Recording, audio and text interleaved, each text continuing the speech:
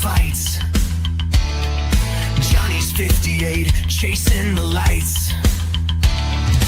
Both had battles that brought them low, but they found a way to steal the show. Health concerns were weighing them down till they found a path that turned it around.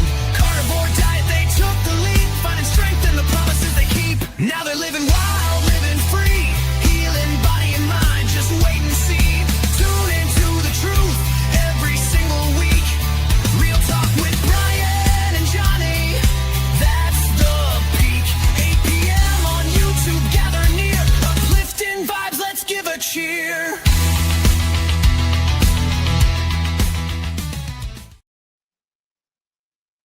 All right. We are live. Hello, everybody. Brian here with Jonny. How you doing today, Jonny? Brian, how are you doing? Good, good. Let's see. I see Paul is here. Paul's here. Hey, Paul. So hello, Paul. Go ahead and say hi in the chat as you get here. And so the title that I had was Let's Talk Carnivore. So we're going to do kind of a special thing tonight. Guess who's here? Bye, Peter. Hello. So all right, so we're going to do a special thing tonight. We're going to have certain topics that we already wrote out, and Johnny's got them. He's got like a, I don't know, bucket or something, and we're going to just pull a sheet of paper out and read what the topic is, and then we're going to talk about it. And we're going to do that a few times, throughout the evening as we're, speaking to y'all live. Carnivore Coach Edens is here. Hello. Howdy. All right. So I think that pretty much explains how we're doing it tonight, right? Anything you want to add to that? Just going to be random. Like I said, we picked I've got them right here. Brian and I collaborated a little earlier today on different topics. All these topics are things that we've covered on our podcast in the past, and we thought we would just kind of do a random draw. So I took all of these, and I this is the second copy. I took the first copy, cut them out, crumpled them up, and threw them in my my cheap Stanley cup knockoff cup there. So I'm just going to draw one out completely random, and we'll talk about that topic and kind of revisit some topics that we've covered and see if we can come up with some new ideas. But Brian, if I can, let me go ahead and read the topics that we have, if that's okay. So people can see kind of the topics that we're working with tonight. And of course, these will be completely random. So in no specific order, the topics that we came up with that we've previously discussed on this show as carnivore is too expensive, carnivore is too restrictive, carnivore is not sustainable long-term, carnivore is dangerous to your health. What is your why? Why are you doing carnivore? Brian had a great video about that earlier today. Unexpected improvements on carnivore. What kind of things did you experience that improved on carnivore that really didn't expect? I've got several of those. Carnivore in social situations, like with the holidays coming up. How can you remain committed to your diet and be in these different holiday gatherings and so forth? Messing up on carnivore, what to do next. And if you watch my last video, you'll see that pretty much applies to me. Carnivore and exercise, is it really necessary? Supplements on carnivore. So a subject that Brian and I tackled just a couple weeks ago. Traveling while on carnivore. Brian did a bunch of traveling a couple months ago when his daughter got married and graduated college. So he'll have a lot of information on that. A typical day of eating on a carnivore diet. What do we pretty much eat day to day? And then the last one Brian came up with was adapting while transitioning to a carnivore diet. So that's all the topics. They are randomly placed in this cup.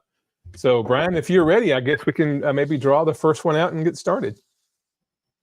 Okay, I think we're ready. I don't have any kind of a drum roll, so I'll just tell you, go ahead and pull it out.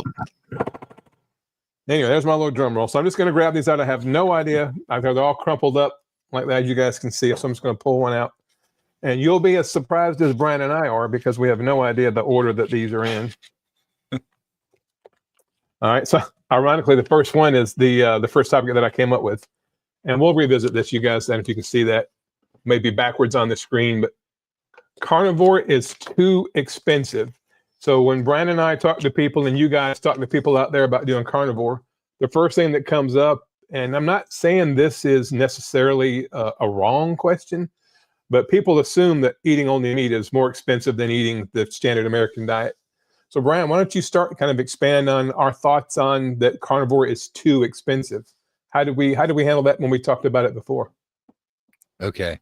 So first of all, I want everybody that's watching to be able to comment on these topics as well. So if you've got thoughts on each topic, this particular one about carnivore being expensive and budgeting and that sort of stuff, tell us in the comments and we'll talk about what you say in the comments as well. But okay. Exactly. So for me, one of the biggest things is that you can how do I want to say this, but you can measure it based on other things as well, if that makes sense. It probably doesn't make sense, so let me explain it. So okay, I might spend, let's say, I don't know, $15 on a steak. Okay. And maybe before I was going to eat something that was highly processed and was $5. So I spent $10 more. But did I save money because I didn't buy sides? Or did I save money because I didn't have to go to the doctor as often? That kind of thing. So that's the first thing that I like to look at, is look at the whole picture, not just how much something costs. Okay. Now that I got that out of the way, I will turn it over to you in just a second here, Johnny. But the other thing I want to say is that there are cheaper ways of doing carnivore and still being completely in the good with carnivore and, getting healthier and that kind of stuff, right? Like, we see a lot of times on YouTube, we talk about eating a steak and all this stuff, but you don't have to do that. Or you can go for a cheaper cut of steak, like a chuck steak, for instance, much cheaper. But you can literally go down and just eat like ground beef and eggs. You could eat hot dogs if you want. Maybe not the cleanest, but it's still better than eating a Twix candy bar, for instance, right? So that's a big piece, is do what you feel comfortable with in your price range. If it's, basic eggs, not even pasture raised eggs, that's still fine. They maybe aren't quite as high quality, but they're still very good. You can eat those eggs. You can eat ground beef. I see somebody's got something in here already about picked up at 6 giant T-bones for $4.99 a pound on sale at Winn-Dixie. So look for sales, stuff like that. I'm going to change it back to you here, Johnny, and I'm going to just kind of check the comments here and bring them up so we can look at them. So that's a great point that somebody brought up there. You can look for sales. There's an app you can download on your phone called the Flip app, and you can go on there, put your favorite grocery stores in there that are near you. And my wife does this every week. You can check the Flip app and see if anybody's got meat on sale. And when you find it on sale, whether it be the ribeye, New York strip, chuck steak, or whatever, if you have room in your freezer, go ahead and stock up as much as you can. You can even can meat. My wife has actually done that for me. She does a lot of canning, and she's actually canned some meat for me, some chicken and some pork. So there are ways to put food up even if you don't have a lot of room in your freezer. But there's definitely ways to do it. Look for buy one, get ones. If you can get with your local butcher, go to your favorite grocery store, talk to the butcher in the meat department, and ask that person, when do they get new meat in? And sometimes, there'll be a certain day of the week that they have to sell the meat by that day. And it's either use or freeze by that day or the next day. And they'll mark it down 30, 40%.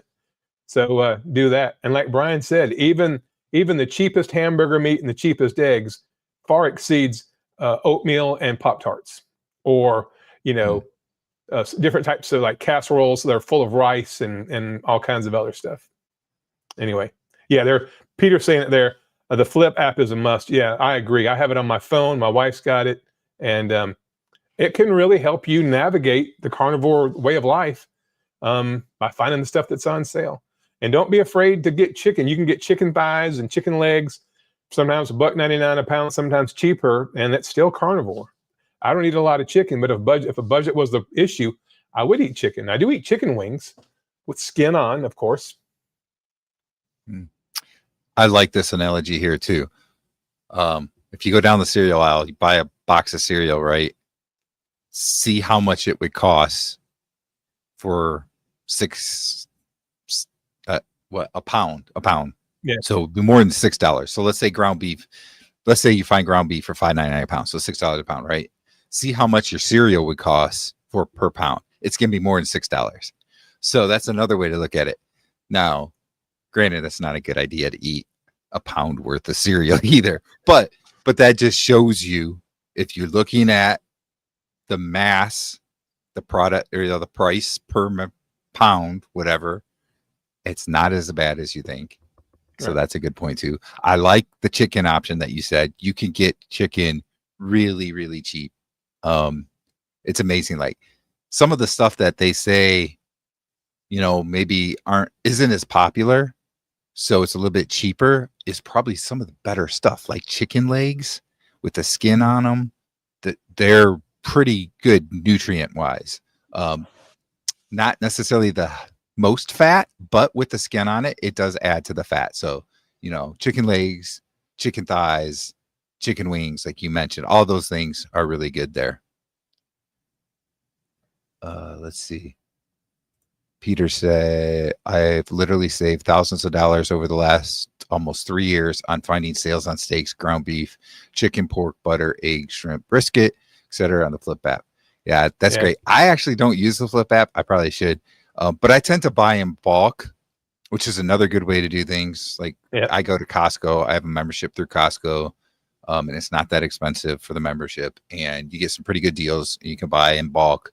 And what's good here is I have an older fridge with freezer in my garage. And then we have one that is a little bit smaller, but we got it on sale that I have in the basement, kind of like my man cave. So I got that one, fridge, freezer, and then we got our normal fridge and freezer. So we've got a lot of storage area. So when I bulked up a lot of ground beef and steak and stuff like that, I will have all three of the freezers packed. But that's a good way to buy things when they're cheaper, if you can afford to do it at once. And, in the long run, that works out better budget wise. Brian, one more thing on that. If somebody out there doesn't really have a lot of space in their freezer, I'm like you. My wife and I bought a new refrigerator freezer a couple years ago. Our old refrigerator freezer still worked okay, so I put it out in the garage. So we have the 2 refrigerators, 2 freezers, and then we have a small chest freezer we paid like $150 for a couple years ago. But I've been on Facebook Marketplace and I've seen people trying to sell chest freezers for like $30 or $40, $50. So if you didn't have a freezer, you didn't really have a couple $100 to go buy one, and you could check somewhere like Facebook Marketplace and see if you could find one, plug it in, make sure it works. And for $30 or $40, you might find a small chest freezer, which will pay for itself the very first time you fill it up with meat that you find on sale. I mean, you'll get the return on investment on that probably within a couple weeks. Yeah, I agree.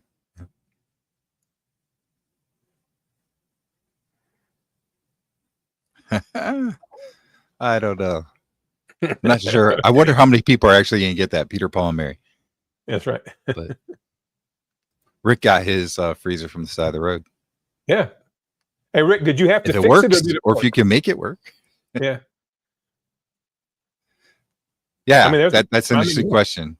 Yeah. Did it work when you got it, or did you have to do a little work on it? Because Rick can fix anything. Rick is a master of a lot.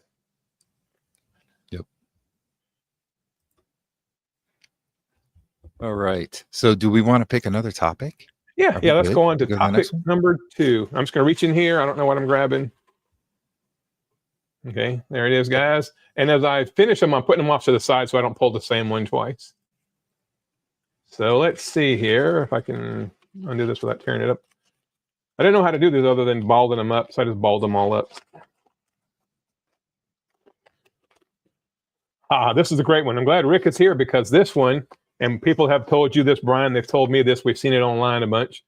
Carnivore is not sustainable long-term. That might be backwards on the screen. I don't know how it looks, but yeah, people will, even people I work with, other healthcare professionals will tell me that carnivore is not sustainable long-term. And Rick, right there, Charger Mopar, is my proof that that is absolutely not true. Yeah. So I had someone comment on one of my posts on Facebook. I think it was today or yesterday. Maybe it was yesterday. And that was one of the things that they said, that carnivore doesn't work long term. And it's evident by people that are no longer doing carnivore because they said that their health became poor. It seems that he was alluding to people like Paul Saladino and so forth, which there's already enough that I can talk about there. But there is no scientific reason why something that makes you healthier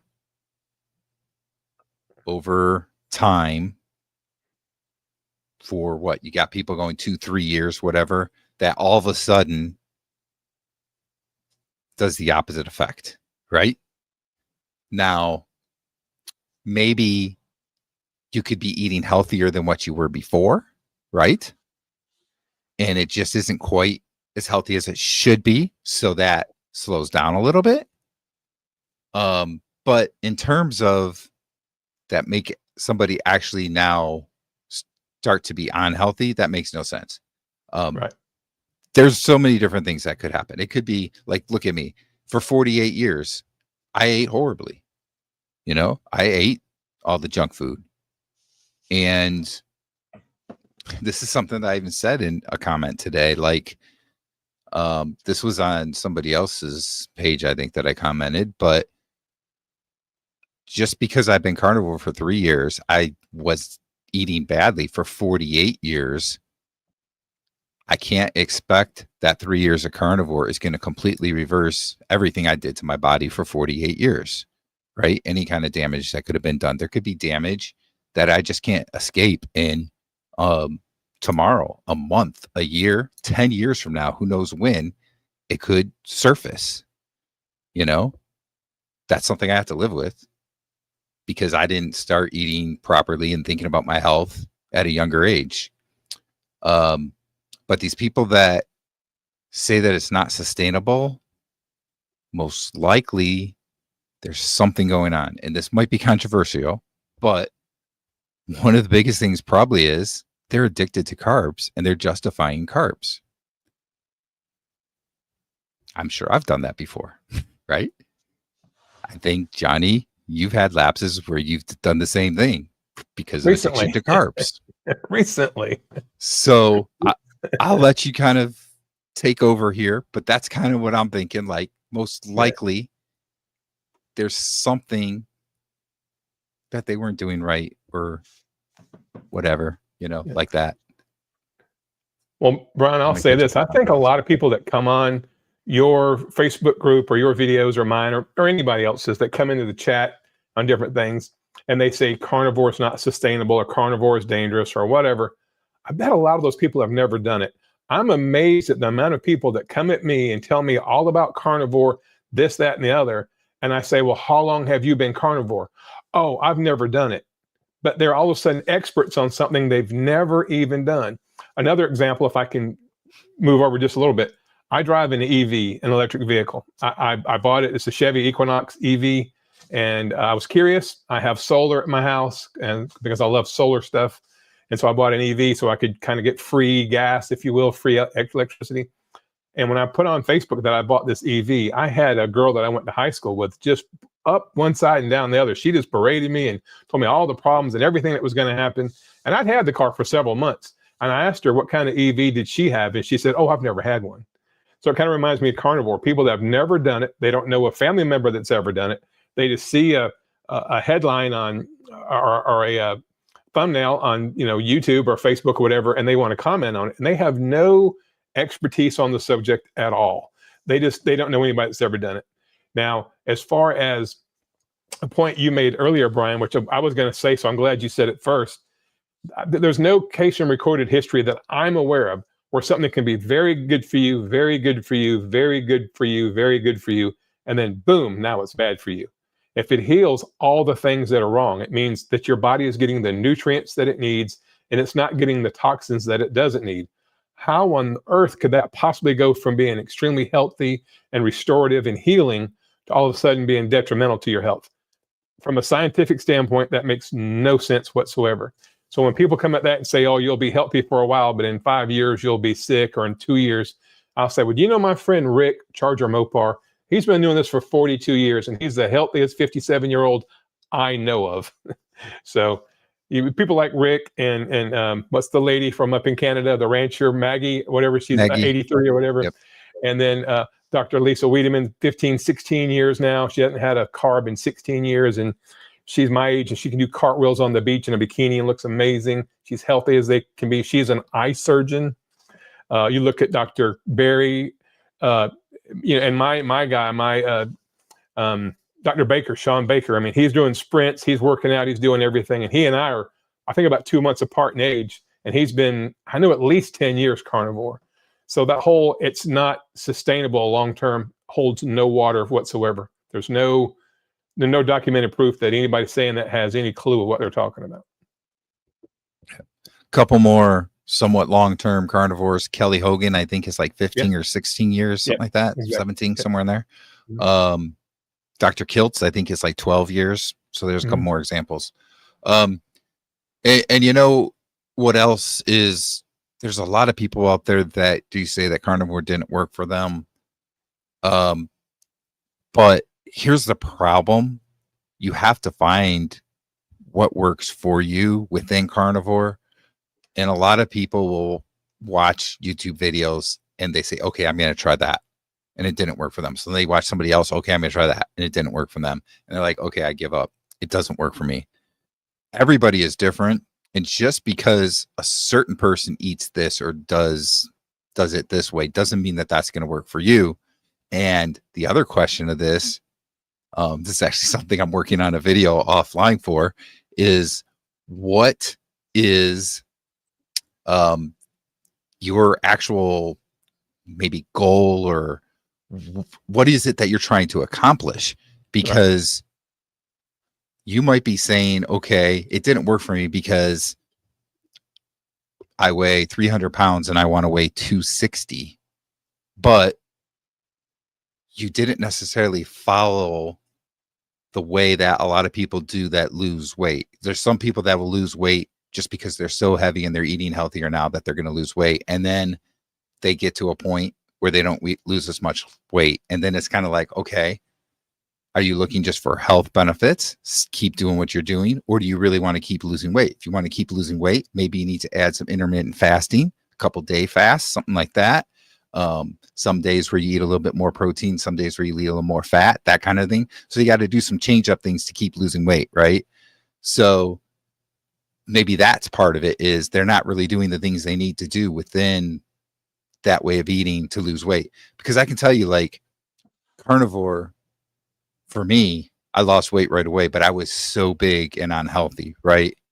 And then it's kind of slowed down, and it's more of maintaining. Like, if I just eat carnivore, I can't figure out any way to gain weight, to be honest. People will say, oh, you're eating too much. And I'm like, but I'm not gaining weight. So how am I eating too much? Or then some people say, oh, you're not eating enough, which that could actually be for some people. But I'm like, no, trust me, I'm eating enough. It's not that. But, you know, that's the thing. Like, I maintain, I can't figure out how to gain weight. Now, I know how I can lose weight. It's getting my mind to lose more weight, because I feel really good. I feel a lot healthier, and I feel like I'm getting healthier. I feel like I'm losing fat, which is the key. I still see that in measurements. I just don't see it on the scale. Dr. Tony Hampton actually just had a video where he was talking about that. Don't always look at the scale, because you might be seeing other improvements. So, long story, but it has a lot to do with what you're trying to achieve, because you might not tackle it exactly the same way if you're trying to achieve something. And you might not understand that and just say, oh, it didn't work for me because I tried to achieve this. Like I've heard so many people before say, oh my gosh, I felt so much better. I got rid of this issue and that issue, but it didn't work for me. I was like, what do you mean it didn't work for you? Well, I didn't lose any weight. Okay. But you felt so much better. I mean, I get that you want to lose weight. Did you lose some fat though? Because that's what we really want to lose. And if not, okay, then maybe you need to do some other things. Are you very stationary? Do you need to do some walking or something, you know? So there's different things like that. I probably talked too long, but those are my thoughts there. So send it back over to you. One real quick one. I don't want to derail anything, but I have a really good friend of mine, a truck driver friend of mine. He's 63 years old, really big guy. He's lost weight and put it all back on. So he decided to try carnivore. He lost like 60 pounds. Arthritis went away. Blood pressure came down. Everything was going perfectly. I kept in contact with the guy pretty much weekly. And he got the little ketone, the keto meter, I can't remember the name of it, but you check your ketones, and it never showed he was in ketosis. So he said, it don't work for me. He quit and he started taking GLP-1s. Even though everything was going well, losing weight, inflammation going down, face getting smaller, feeling better, joint pain went away. But because it didn't show up on the keto meter, the ketones, he said it didn't work. And I was dumbfounded by that, but he got upset when I tried to talk to him. So I let it go. Now he's taking GLP-1s. He says it's the best he's ever felt, which is great. I'm happy for him. I just don't know how sustainable that is, because that's exogenous versus natural. Anyway, let's go on to another topic, Brian. Really quick. Here's something interesting about the GLP-1 thing. GLP-1 is a hormone, right? And eating meat actually produces GLP-1. So it's the same thing as getting the shot, except you're not getting the shot. Right. Just saying. Okay, let's go to the next topic. All right, next topic. And there's probably a million comments in there we're overlooking. Yeah, there are. Yeah, I like Paul saying they're keto. I used to have one of those ketone things. I got rid of it because I don't care. I don't care what my ketones are. I care that I'm feeling better. I care that I'm sleeping better. I care that I have no pain anywhere. I could care less what the ketone meter says. I know the GKI, the glucose ketone index, is an important thing, but it's not on top of my list. So this is one for you, Brian, that you had this a lot recently, if you can see this. Traveling while on carnivore. Now, we know a couple months ago, your daughter graduated college. She and her, at the time, boyfriend moved down to, I think, the Charleston area. They got engaged. So you were traveling a lot, helping them move, helping them get into their new home that they'd purchased. So you really had those challenges of being on the road a lot and trying to stay carnivore. So I'll let you take that one. Mm-hmm. Okay. And you know what? I'm going to be traveling again, because this weekend I am going out of town. My wife and I, a little over a week from now, are going to be married 28 years. So that's a long time, isn't it? That's crazy. Yeah. Like I just think about, I'm like, man, we've been married for 28 years. But anyway, so we're going on vacation, and we're actually going to go down to Myrtle Beach for a while and see my one daughter and her fiance. And then we're going to go to Charleston and see my other daughter and her fiance. So we're going to kind of go to both of those areas. We're going to get to go to the beach and all that kind of stuff. So this is going to be another time for me, right? That could be challenging and so forth. So I will say I'm probably not usually 100% clean when I go on vacation. It's really, really difficult to do that. One of the best things I think, though, is if you're going to stay in a place where you can do cooking yourself at the place that you're at. So if it's like an Airbnb or something like that, and they has an oven, a grill maybe outside, that kind of stuff, that really simplifies things a lot. If you're in a hotel, maybe all you have access to is a microwave. It makes it a lot harder. So what I like to do when we go places and I have access to cook my own food is one of the first things we go to the grocery store and get some meat. And, I'll try and plan for what I'm going to eat for the next few days that way, knowing that there will be some times we're going to go out to restaurants. And then I have to figure out restaurant wise, at what's best on their menu that I can eat. Usually if there's multiple people there, if there's some kind of side dish, instead of it just going to waste or something, I can just give a side dish to somebody else. But, sometimes I will actually eat right before we go to the restaurant because I know I'm not going to get a lot of food at the restaurant.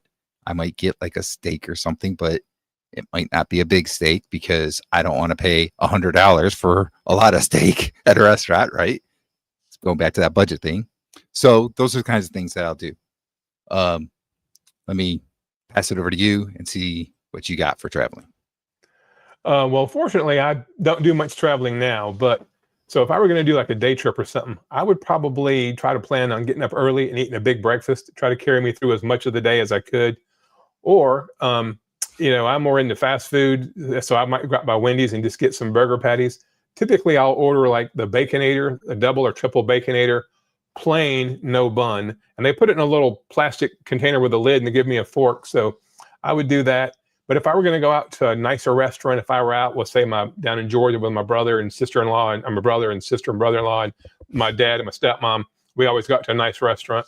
I may actually circle through a McDonald's or a Wendy's, get some burger patties on the way there and go ahead and kind of pre-eat, if you will, because, I don't have a great big budget when we go to some of these nicer restaurants. And then I'll get like a small steak, whatever, and a glass of water or unsweet tea. And so I'm eating with everybody. I'm participating in the, event of being there. I'm traveling and I'm still keeping it relatively clean. And if I leave a restaurant, let's say if I go to the restaurant first and I eat steak and shrimp or whatever, and I'm a little hungry, it's really easy to circle through a drive-through somewhere and just get some burger patties to kind of get me full enough to get me to the next day. So yeah, there you go. A dozen boiled eggs. That's a great idea. Put some boiled eggs in a little Ziploc bag, bacon or purse bacon. Yeah. Yep. Rick's cooking on the engine. Yeah, there you go. So Paul says go to Sweet Moss 100-mile barbecue in South Carolina. So is that the name of the place? Sweet Moss? Yeah, I'll have to look it up. Yeah. In South Carolina, so I guess you're going Myrtle Beach, so maybe or in Charleston, maybe you'll be able to find that. Yeah, I have to look that up. Okay. All right. Do we want to go to the next topic? Maybe we've done so far. 2? 3? I think we've done 3. So this will be number 4. 3. Okay. So this is number 4. Let's see. This is one you came up with, Brian. Before you say this, real quick, Rio's Brazilian Steakhouse, very good. I've had it before. It is expensive. Most Brazilian steakhouses are expensive, but it is very good. Okay, sorry. Go ahead. Okay. Well, that's good. I haven't done a Brazilian steakhouse yet. That's on my bucket list. The wife and I are going on vacation, hopefully in the fall, later on in the fall, maybe we'll try it then. By the way, Brian, my anniversary is next week also. My wife and I have been married 32 years. On the 25th will be our 32nd wedding anniversary. Wow, congratulations. So appreciate it. So this is one you came up with, Brian, as adapting while transitioning to a carnivore diet.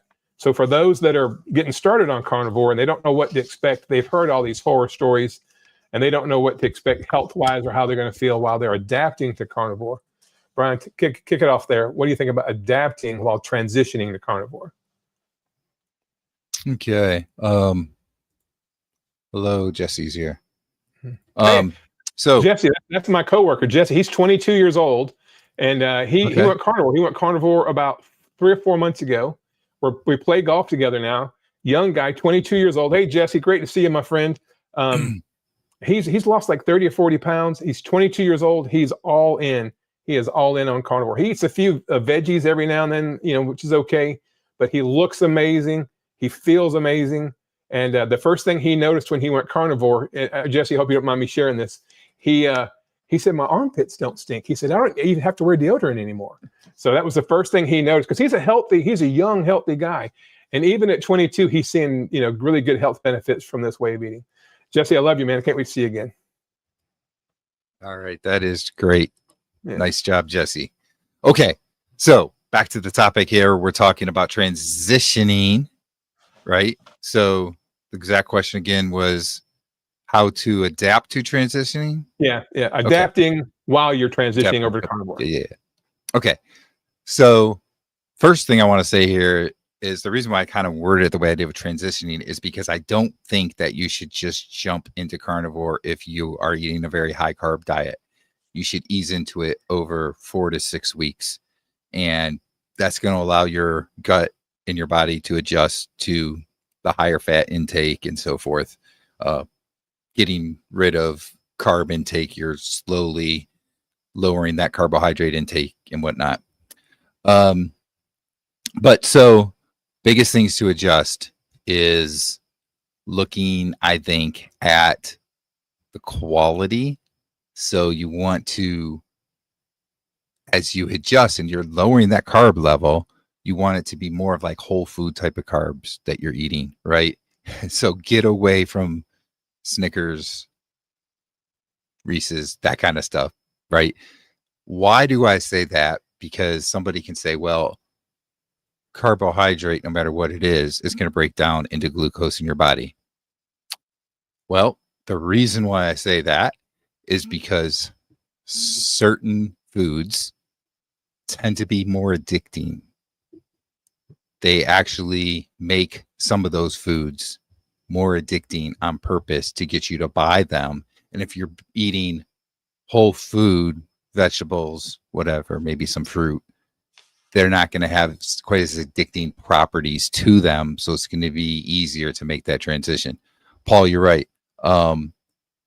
Bart usually says 6 to 8 weeks. I tend to say 4 to 6 weeks. Bart is really an expert. He's probably right in saying 6 to 8 weeks.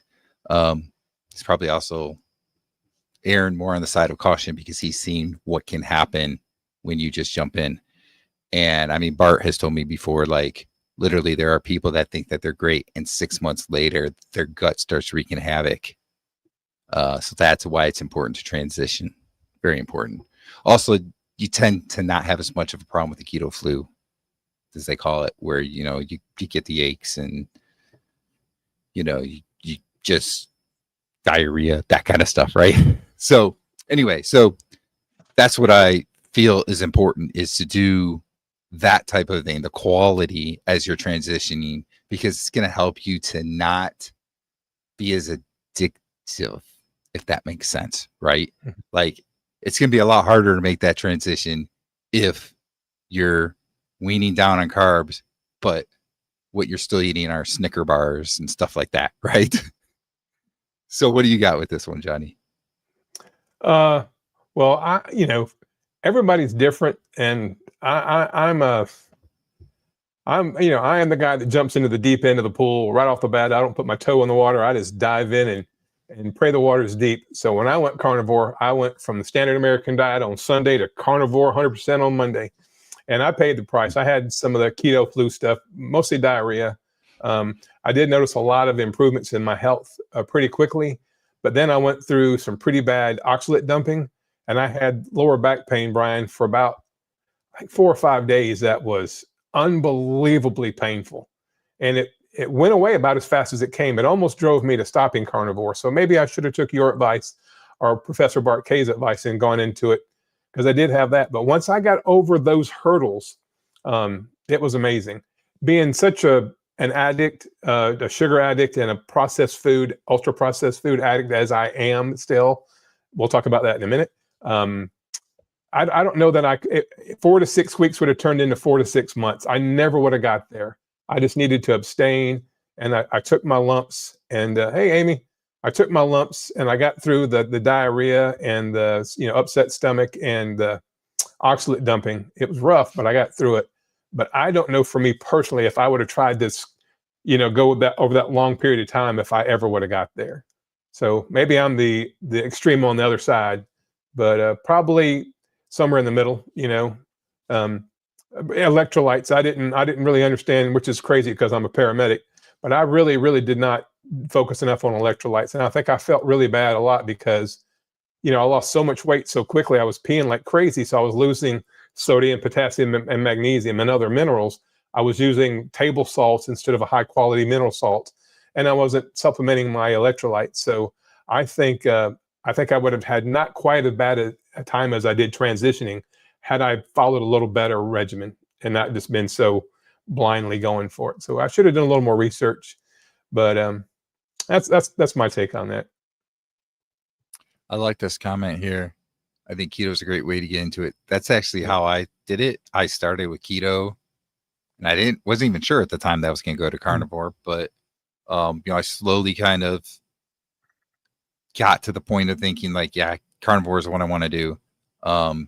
So I kept reducing until I was completely done with plant materials. But I did go straight from standard American diet to keto, which probably wasn't exactly the best.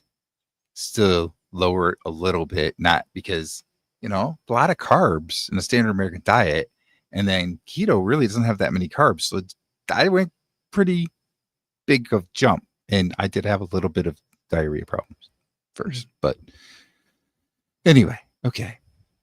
Lamb says I did keto for about a month, got fed up with the recipes and macro counting quickly.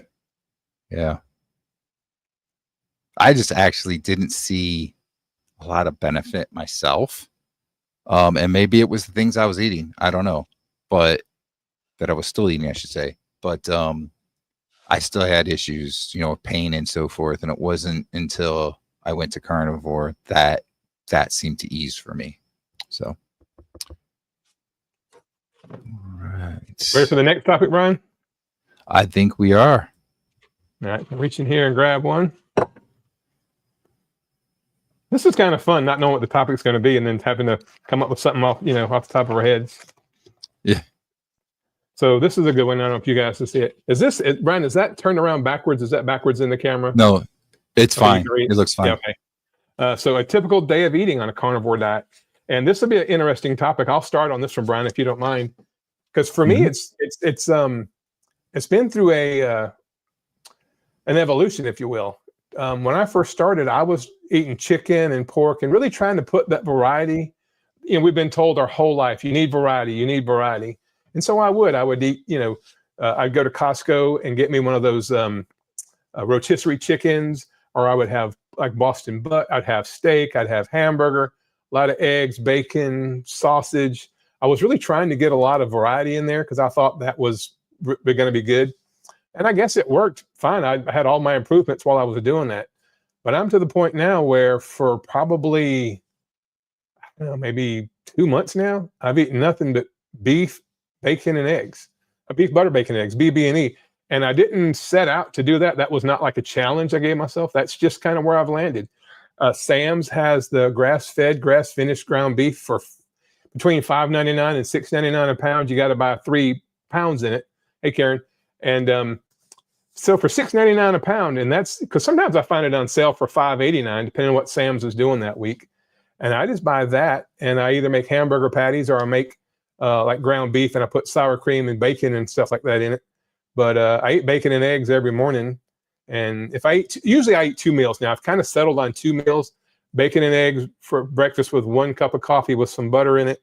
And then for lunch, I'll have either the hamburger ground beef bowl with salt and sour cream in it. And I've been doing jalapenos lately, pickled jalapenos in it just for a little more flavor. Or I have the burger patties. And so for tonight I had burger patties and I dipped it in some kefir to get the probiotics and to get a little flavor. So for me, it's kind of boring now. I don't really have a lot to say. Beef, butter, bacon, and eggs. And I eat that every single day. And somebody once told me, I think maybe Dr. Berry, or maybe it was Dr. Chafee, one of them said, the best seasoning for your food is hunger.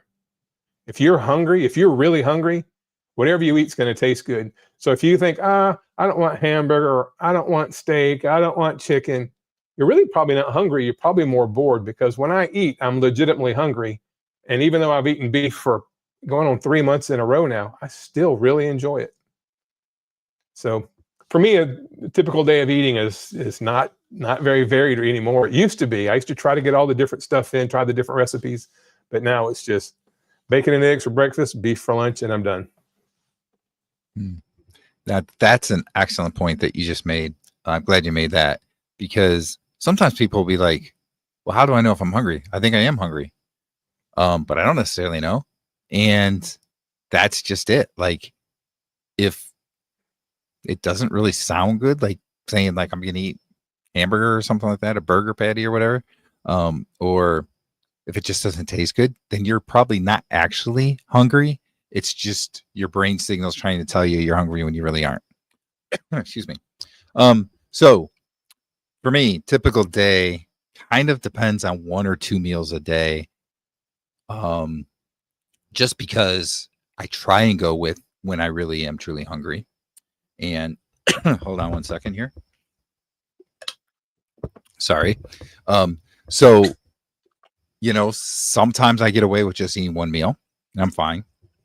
Sometimes I need to eat 2 and I just kind of go with that. In fact, I was just interviewed by Dr. Tony Ampton, and it's going to be on his channel in like a week or so, I think.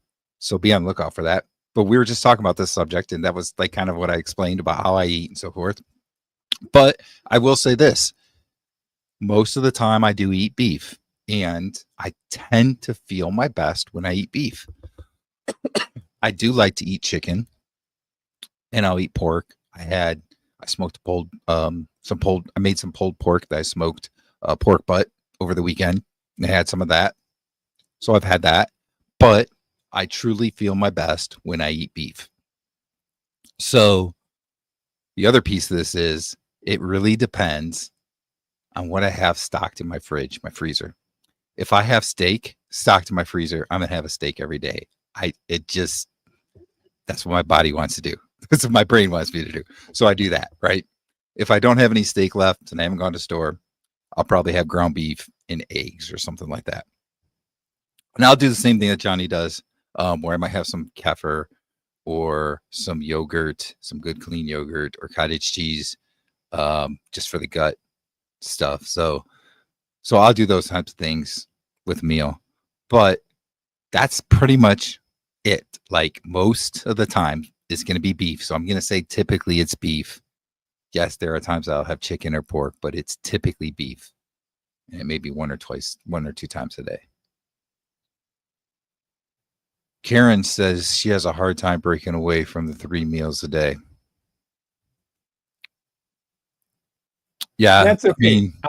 I think that people, you do what you're comfortable with. Like when I eat, Brian, I'll eat a pound of ground beef with like either the kefir, I may have some sauerkraut, or might have some cottage cheese. Like tonight I had some cottage cheese and I'm full, but that will last me. If it didn't, my big thing is, and I've said this a couple months ago, Brian, you and I were talking, I don't believe you can starve your way to health. I mean, if you're fasting for the sake of fasting, you're trying to do a specific fast, I get that. But on a day-to-day basis, I don't think it's healthy to be hungry. Some people don't have a stomach big enough to eat enough in one setting to carry them through.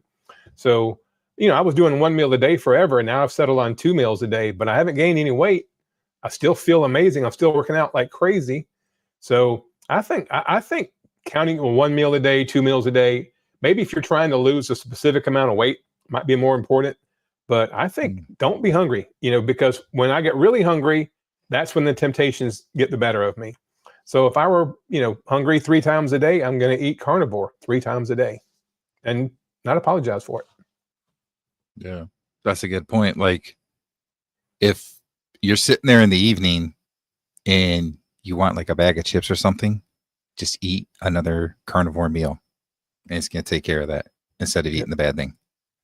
Lamb says, even after over 6 years on carnivore, I sometimes am not sure if it's hunger or a craving. I completely relate to that. I'm over 3 years, so not quite as long, but it's the same thing for me sometimes. And that's why I said, like, I really like that you brought that up. Like, that is such a key thing. Does it sound good to you? If you start to eat it, does it taste good? Because if it doesn't, then you probably aren't really hungry. If you have to put a bunch of seasonings on it, you probably don't really need to eat right now. Right.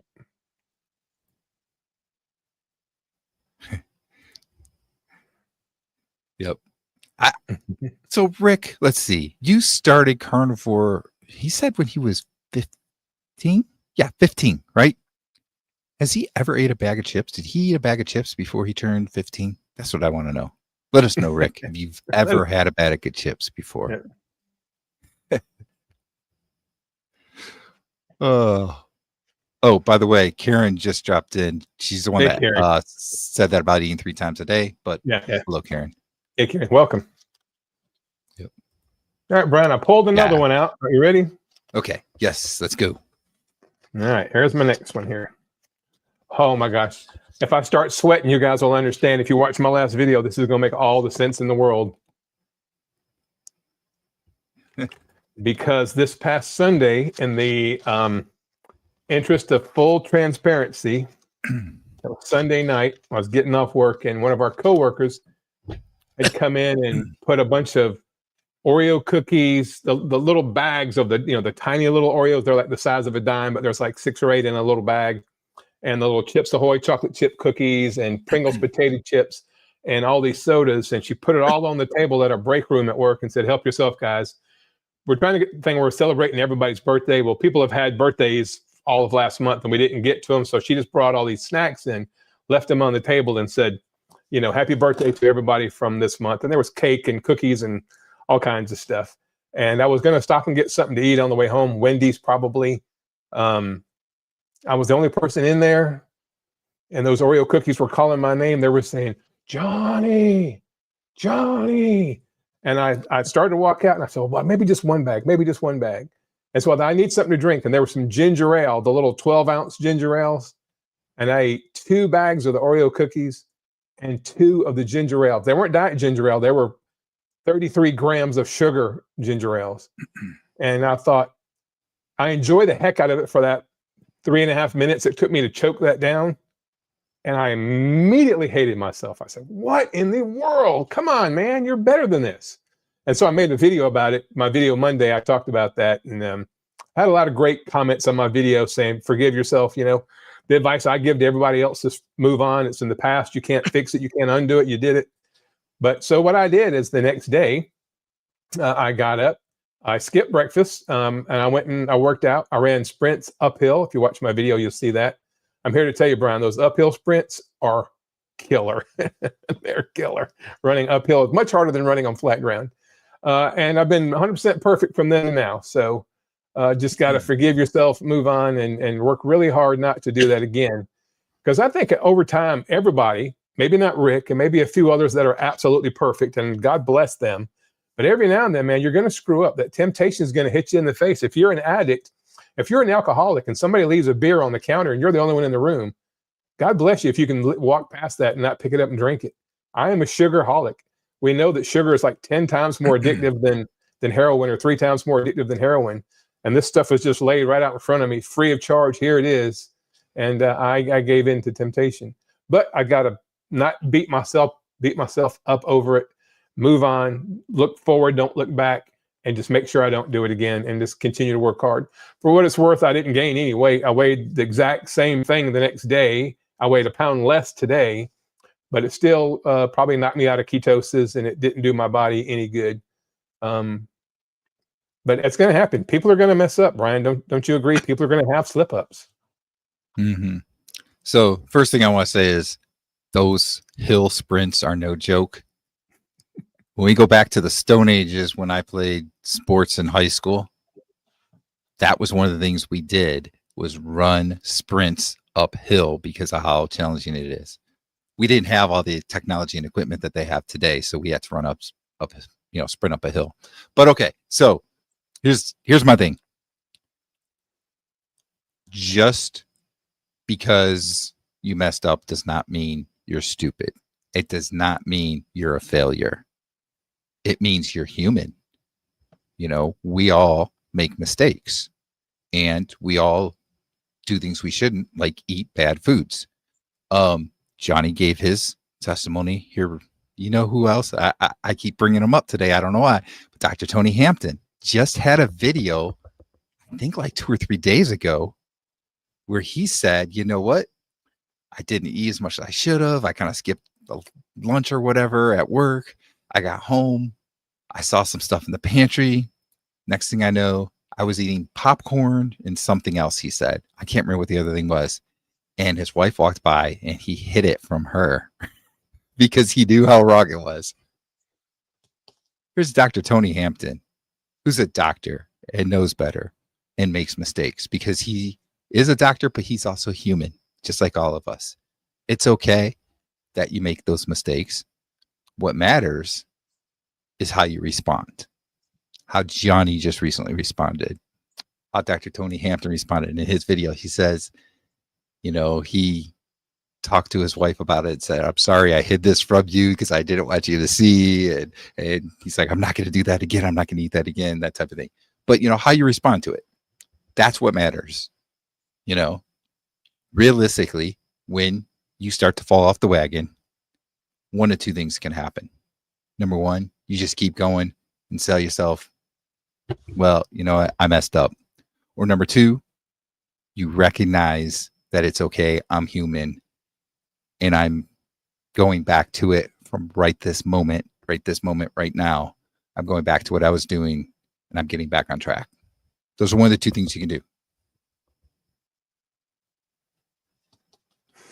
All right. We'll grab another topic here. Real quick. Yeah, look at the comments, Brian, while I undo this. I'm sure we're missing some more comments there. Yeah. Oh, I wanted to say this real quick. Susan is here. Hey, Susan. And she told us about her eating. She usually eats 2 meals a day, intermittent fasting from supper or dinner, depending on what part of the country you're from, until 1 to 2 p.m. I'll do OMAD if I don't eat anything until 3 to 4 p.m. So there you go. Okay, let's see the next one. All right. Oh, that's a good one, Brian. We just did this one 3 or 4 weeks ago, I think. Supplements on carnivore. We kind of touched on it a minute ago as far as like the probiotics, things for your gut, kefir, sauerkraut, cottage cheese. And by the way, Brian, I went yesterday. I was off yesterday. Not yesterday.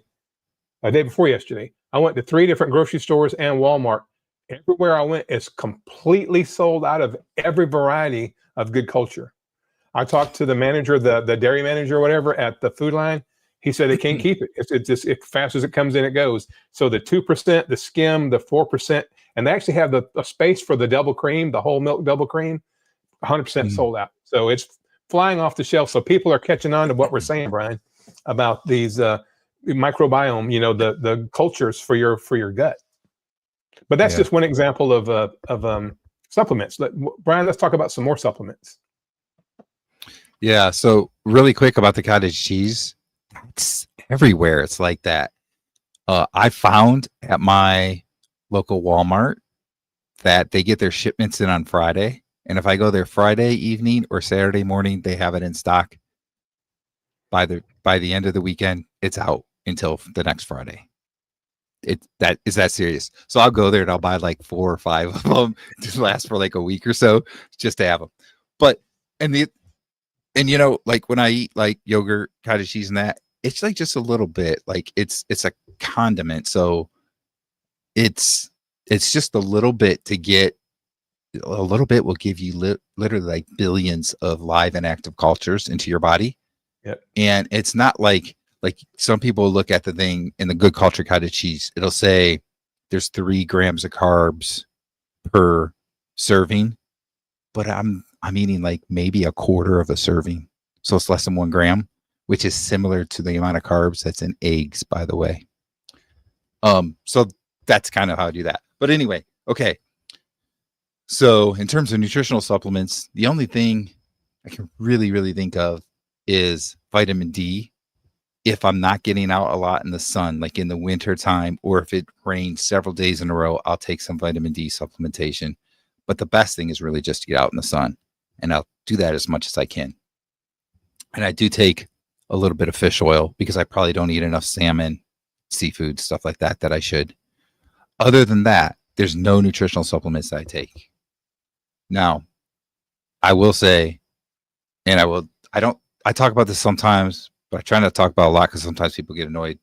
But I will say that there are 2 other things that I will take that are not nutritional, but I believe that they enhance carnivore diet. One thing I actually have over here, this thing right here, Stem Enhance Ultra.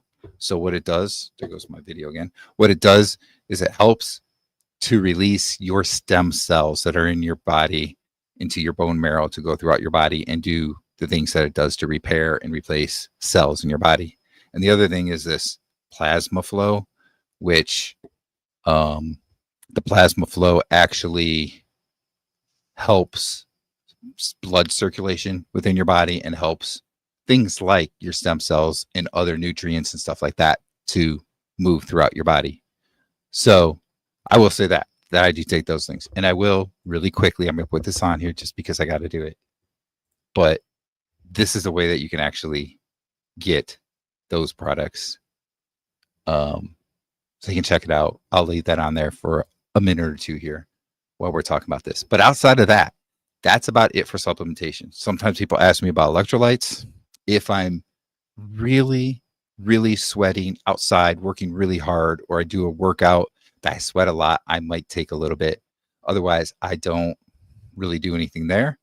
I tend to eat a lot of salt on my food, which is one of the main electrolytes. So that tends to keep me pretty good. Meat has a good amount of magnesium in it. So I think I'm getting a good amount there. My levels, each time I've had them checked, seem to be pretty good. So that's kind of where I'm at with supplementation. So what about you, Johnny? Well, as you know, Brian, about a month ago, I was out doing my sprints one day out in the hot sun, very humid day, and I was sweating really, really profusely, and I hadn't drank a lot of water, and I wasn't using any electrolytes. And I ended up in the emergency room, felt like I was going to pass out. A couple things I did wrong. One, I knew I was dehydrated. Two, I drank a cup of coffee on the way there, so it was a diuretic and a stimulant. Three, I was out in the direct sun. There were no trees anywhere. And four, it was the most humid day we've had in the whole year. So between then and now, I ordered some of the unflavored LMNT. I'm not sponsored. That's just a product that I buy. And I know Salty makes a good one too. I've used both of them. So I just got some unflavored electrolytes. I put about a half a pack in my water. Brian taught me not too long ago about putting salt like under your tongue or putting salt in your mouth and then drinking water. Of course, I use Redmond's real salt, so it's the mineralized salt. And I salt my food a great deal. I will say one other thing, O'Brien, about the vitamin D. I'm like you. I try to get as much natural vitamin D as I can from sunshine. The other thing is K2. You need to take, if you take a vitamin D3 supplement, you really need to take it with K2, because if you take vitamin D3 by itself, it actually, it actually pulls bone marrow. It actually pulls potassium or whatever out of your bones. So D3 with K2. And it wouldn't hurt to take with some magnesium too. But if you eat a lot of meat, you probably get enough magnesium. But I would not take D3 without having the D3 K2 part. I've seen a couple of videos recently from some experts, some health people that say you really need those two things together. Guess what? Those fermented foods that we were talking about for your gut, like cottage cheese, have K2 in them. Oh, that's right. So you don't have to take the supplement. You can take those instead. And of course, K is potassium. You remember the periodic table of the elements from the 8th grade? K is potassium. And so K2 is just a form of potassium that's very bioavailable. All right, let's grab another topic, Brian. Okay. We're flying through them. And we may not get to all of them. We're an hour and 3 minutes, but yeah, magnesium glycinate. That's what I was taking, Susan. I actually just got me something called it's a different type of magnesium. It's a liquid magnesium, choroidal. I can't remember the name of it. Magnesium that is just a liquid. I started taking it this morning, actually. So this is carnivore and exercise. Is it necessary? Oh, they were just talking about exercise in the chat. Yeah, exactly. So I'll start on this one because this is my wheelhouse. It's not necessary to do a lot of exercise on carnivore if your only goal is to reduce inflammation and maybe lose some weight.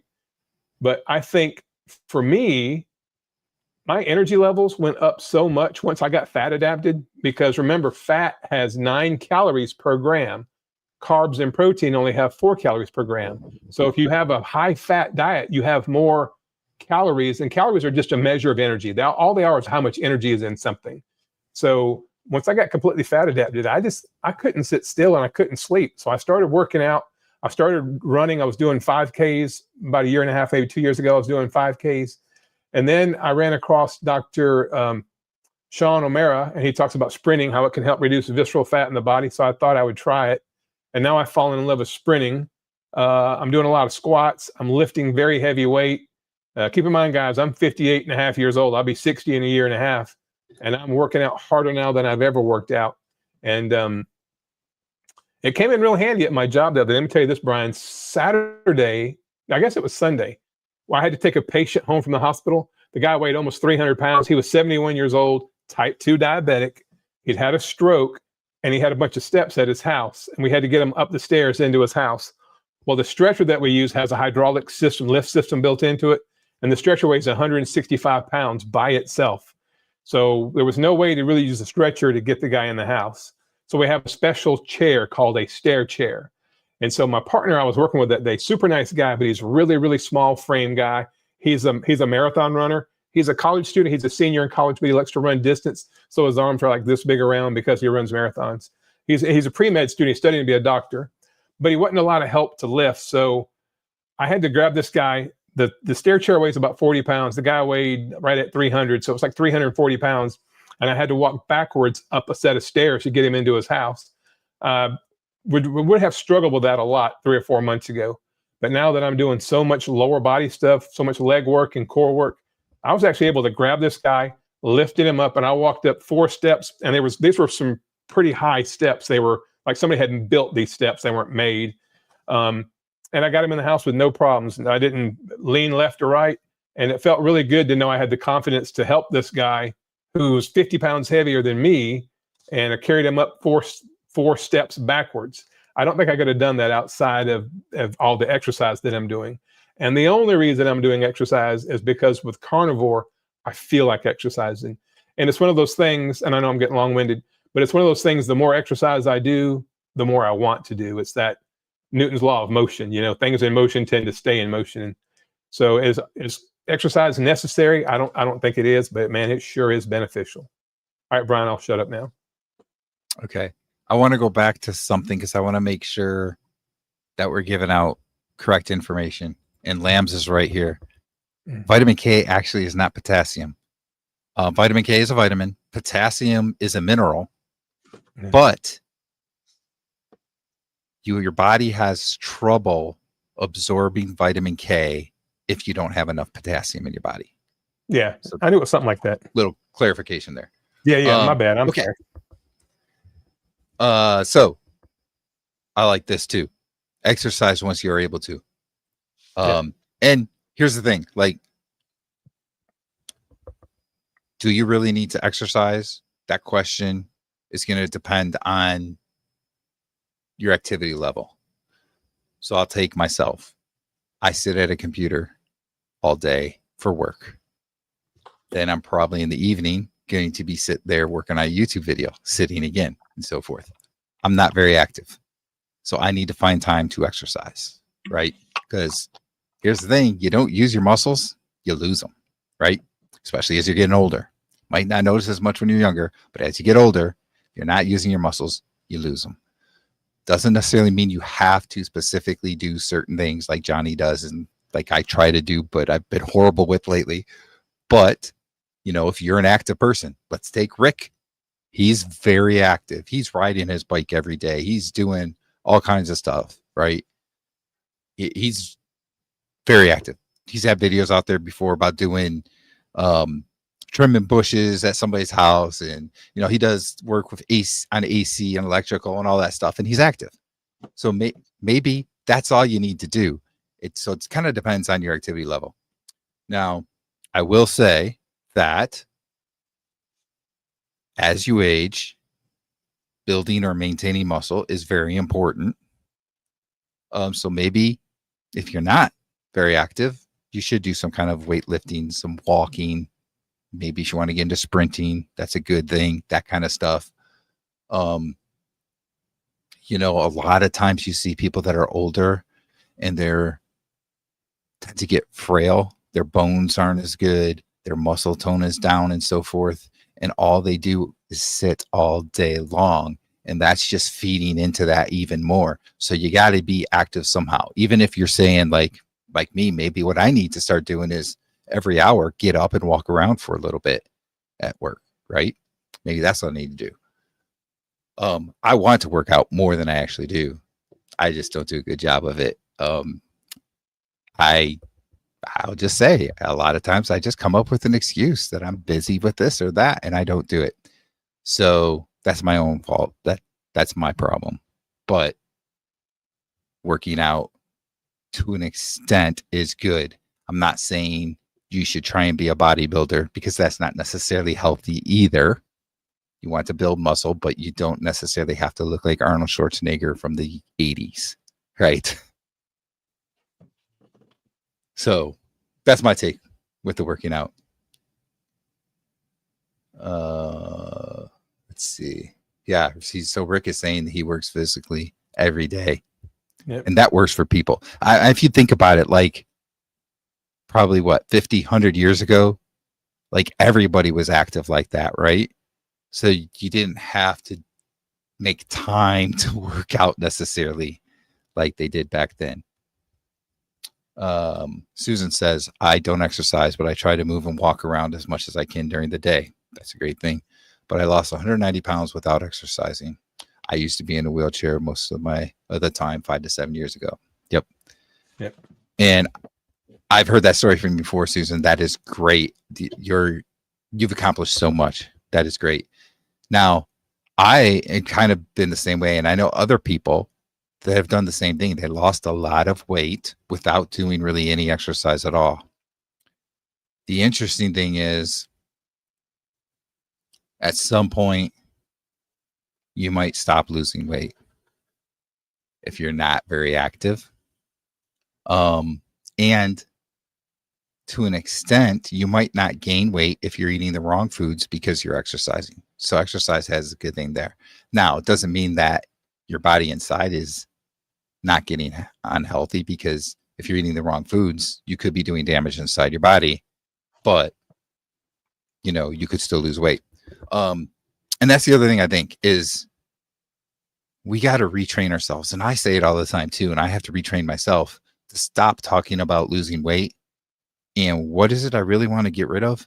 It's the body fat, right? It's that excess fat. And I want to get healthy.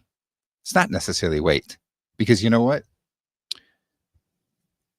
A pound of French fries weighs the same as a pound of steak. But which one do you think is healthier for you? If you put a pound of something into your body, you're going to weigh a pound more for a particular amount of time, at least, until your body does whatever it does with that food and so forth. But you're still going to gain a pound from that, right? If you eat that steak, it's healthier food. You're going to feel healthier. You're going to be healthier. Might take time, but that's going to happen.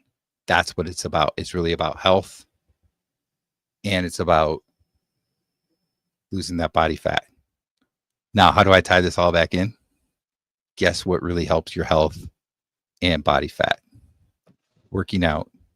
And something Johnny likes to do, sprinting. I don't sprint. I need to, but I don't. But that is great for getting rid of body fat. What other comments do we got here? Cynthia says she has her watch set to go off every hour to remind her to get up and move. Is that the one I just clicked on, or is it a different one? Okay. That's a different one, yeah. I think you need to heal first, then the desire to move comes. Yep. That's the other thing too. Like when I first started the carnivore diet, I didn't even think about working out because I was so big and unhealthy that I needed to get healthy. You really do need to look at that sometimes. Yep. Where was her? I'm probably just not there. There's 9/11. Right above Rick's on 9/11. Yeah, here we go. I'll say real quick. So she's got her watch set. You can do that, Brian. Set your alarm or something for every hour. Get up and go walk around the block or walk around the house or something. If it fits in with your work schedule. Just two. Yeah. And that was my point, Rick, from earlier. So to really drive home Brian's point, before I got healthy, before I went carnivore, my plantar fasciitis in my feet and my arthritis in my right hip, there was I couldn't do, I might maybe have lifted some dumbbells with my hands, but I couldn't do anything else. I was in such poor health. I think it would have been dangerous for me to try a lot of exercise prior to getting healthy. So to Brian's point, and to Susan's point too, and most people get healthy. Carnivore, everyone thinks it's a weight loss diet, and I guess for some it is, but it's really an ancestrally appropriate diet to get your body healthy, because there are people on the carnivore diet, and everybody on this platform probably knows people that were underweight and maybe had eating disorders, and they went carnivore and they actually gained weight, which was their intent. And a lot of the weight they gained was probably muscle and bone tissue, right? Bone marrow, and which weighs more than fat. So I don't think this is necessarily a weight loss diet, although I lost right at 100 pounds. Brian's lost over 80 pounds, and Susan's lost 190 something pounds. I mean, everybody has that story, but it's more about giving your body the nutrients it needs to thrive. I'll say one last thing about exercise. People can not exercise, and I'm not downing the people that don't exercise, but when you're 80 years old, you want to be able to get up off the toilet by yourself. If you don't exercise, if you don't build those muscles as you age into your 70s and 80s, which hopefully we all will, you're going to want to be able to get up out of a chair, get out of bed, and get up off the toilet without having somebody help you. And all the carnivore in the world is not going to make that happen. You still have to move your body. You still have to build the skeletal muscle, not the beauty, not the guns, but the skeletal muscle to be able to move and have balance and be steady when you're 80 years old. So a lot of what I do is not for me now. It's not for Johnny at 58 years old. I'm doing what I'm doing for Johnny at 88 years old. I just have to start now. And that's all I got to say. Real quick at this comment here from Susan. And this is, a legit thing. Now, what's interesting is if you have arthritis, usually the way to help your arthritis is to actually exercise, but that can be very difficult to do with arthritis. And it could be that her arthritis is so bad that she just can't do that. But you know what you can do, Susan? You can do little dumbbells of some kind and do arm curls, shoulder presses, stuff like that. Just different things like within your arms, body weight type of things, just things to improve that part of your body. You could also do, potentially, if you're able to do this, knee push-ups, so you're not putting pressure on that ankle. So those are just some things to think about. Yeah, you could possibly do. All right. Our next category, Brian, are you ready? This one here, and we've kind of covered this, but we'll hit on it briefly, is carnivore is dangerous to your health. There's a million videos on YouTube out there where people saying carnivores are going to die. Carnivore is crazy. If you watch mainstream media, when they had Dr. Barry on there, carnivore for kids, that's crazy. Their kids are going to die. Carnivore is bad for you. Brian said earlier, and then I reiterated what Brian said, there's no way you'll ever convince me. I don't think the science bears it out that something that's so good for you and so healthy for you and can reverse so many medical problems can all of a sudden arbitrarily become bad for you. It makes no sense whatsoever. What do you think, Brian? Well, the first thing is I don't trust really any study out there at all. There's not a legitimate study either supporting or going against any type of diet, including carnivore, because there's not a good way to do a trial, a proper study and trial on humans. They can do whatever on rats. We're not rats. Mice. We're not mice, right? You're going to have certain trials and things, studies that they can do, and it's going to be self-reported by that person because they can't do the type of study that really needs to be done to really prove anything. So there's nothing that you can prove through studies, right? You just got to go with what you think is right for you and do the research you can based on, what science does tell you, like about cholesterol, how cholesterol is used in the body and so forth, and make the best decision for yourself. Personally, I think that it's, like Johnny said, it's completely ridiculous to think that so many people can heal issues that they got from eating differently, and then all of a sudden it's bad for you. It just does not make any sense at all. It does not make any sense when you look at people like Rick, Maggie up in Canada, Kelly Hogan, these people that have done this way of eating for years and years and years. That really tells you that when people are telling you that carnivore is dangerous, that it's not, you know. But you have to make the decision yourself. And if somebody comes out there decides, you know what, I've looked at things, I don't think it's right for me, that's fine. I'm not going to try and force them into anything, you know. But I don't believe that it really is dangerous. I think that there's enough experiences in the past, going back years and years, thousands of years, to the way that people ate. And that's what I believe. I agree.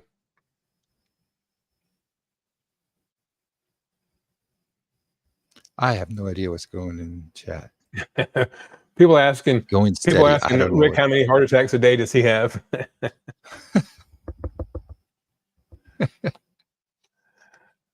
So while he looks for the comments there, I'm going to go ahead and bring up the next topic. Carnivore is too restrictive. 1, 2. Oh yeah, there you go. Chair yoga. That's a good one after knee surgery. That's a great one. Oops. And then that's Cynthia. Yeah. Cynthia had one. We-shape. It's for exercise geared for where you're at. Mm-hmm. That's awesome. Thank you, Cynthia, for bringing that. Susan, check that out. That means it's a free week. So, I mean, why not take advantage of that? It might work, it might not, but it's free. So check it out. So I'm going to go real quick. The next topic was, if you guys just saw, carnivore is too restrictive. For me personally, what was restrictive was when I was eating the standard American diet, I couldn't tie my shoes. My wife, at 56 years old, I had to get my wife to tie my shoes. I couldn't stand up without holding on to something. I had a hard time getting in and out of my own car to get to work. Just activities of daily living, just getting dressed, getting out of the shower, everything was very, very hard. So let's talk about restrictive. Living like that in my mid-50s was very restrictive.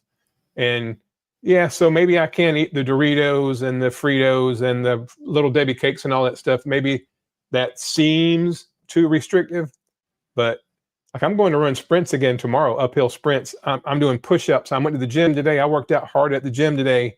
My wife and I went for a long walk we went for 2-mile walks last week. I can tie my own shoes. There's nothing that I want to do that I can't do. I mean, there's nothing. So I think you have to think about which would you rather have, too restrictive of diet or too restrictive of a life. So that's my 2 cents on carnivore is too restrictive. So Rick's got this question here. How can you not tie your own shoes from being obese? Now, that and trimming your toenails. Yeah.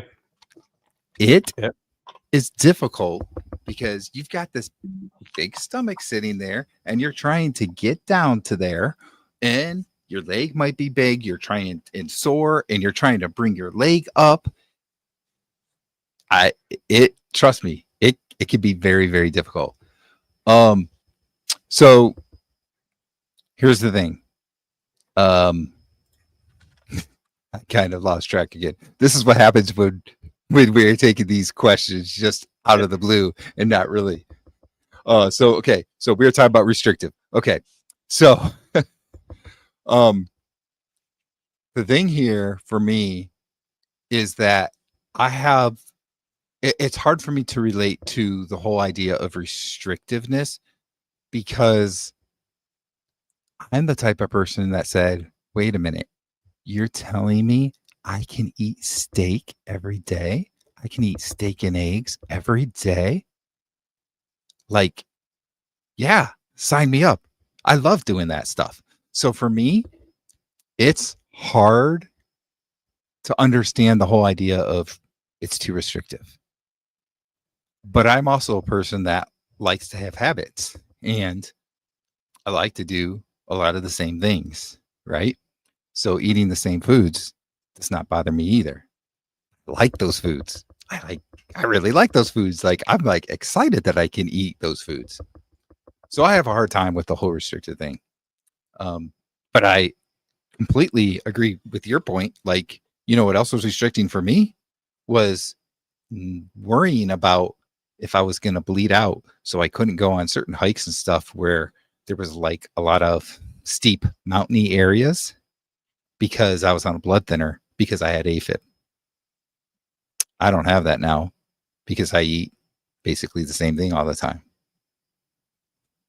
So I don't have to take that blood thinner either. A couple more, Brian, a couple more. Uh-oh, I dropped that. And Rick, part of the reason I couldn't move, one was I was obese, and two, because I was so sedentary that I lost my flexibility. And I was sedentary because I was so fat. So here's a great one. I want to talk about this one, Brian. I'll let you go first, but I got something to say about this. Unexpected improvements on carnivore. So obviously weight loss would be one of the things you would expect to do on carnivore, but what are some other things that people have reported that got better on carnivore that maybe you weren't expecting? Brian, you were just touching on AFib. Yeah. One thing, well, I will say I was hoping AFib would get better. I did not expect that I'd be sitting here saying I have been over 3 years without a single episode. That's amazing to me. But one other thing that I can say is I didn't go into carnivore thinking that I was going to stop snoring because of it. But really quick, like in a week or two, my wife was like, you know what? You don't snore anymore. It's just gone. And I didn't expect that. I used to snore quite a bit. My dad snored a lot too. You know, the whole, what do they say? It's genetics. Well, if you eat poorly, maybe it is. But if you eat healthy, I stopped snoring. But I didn't expect that. That's a crazy thing for me. That's one of the big things, I think. Of course, we talked about the AFib. Again, I was hoping it would get better. I didn't think it was going to turn out as well as it has for me. But yeah, I mean, there's a lot of little things, you know, like a lot of the aches and pains. Like I talked before, I had arthritis in my big toes. I hoped it would get better, that I'd have like less inflammation and stuff like that. Did not expect it to be where I have no issues at all. Like that was unexpected to me. So those kinds of things. So what do you got, Johnny? Well, for me, the reason I went carnivore, if you guys have paid attention to my story at all, you know that I had plantar fasciitis in my feet so bad that I could almost not even walk anymore. Life was just miserable. And so I thought if I went on carnivore and I lost a bunch of weight, losing the weight would help the plantar fasciitis. But 2 weeks after I started carnivore, I'd only lost 5 or 6 pounds. And the plantar fasciitis was just, I woke up one day and it was gone. And from that day to now, it hadn't come back. I haven't had not even even when I messed up like I did last Sunday, I haven't had a tinge, nothing of plantar fasciitis. I had no idea that was connected to my diet. And that was an amazing surprise. 2 other ones I'll talk about real quickly. Does anybody watching, Susan, Cynthia, you guys know about floaters? Brian, you know what floaters are in your eyes? Your eye, yeah. Like you kind of see these little bubbles when you look up something. Well, I had those really bad. I kind of learned to deal with them. I've had them since I was in my mid 40s. And and it took me a while to realize that I don't have floaters anymore. Now, my vision hasn't really got better. And my eye doctor, my last appointment said, my vision has declined a little bit, but I don't have floaters anymore. And so that went away. So that was a surprise. But the other thing was, for a couple of years, I had been dealing with stupid toenail fungus. I have bought every over-the-counter, remedy, the pads, the drops, everything. I had such bad toenail fungus that I would not go without shoes on anywhere because it's so embarrassing. My nails were thick and yellow and they look almost inhuman. And now my toenails look like I just had a pedicure. I mean, they look amazing, better than they did, as good as they did when I was a teenager.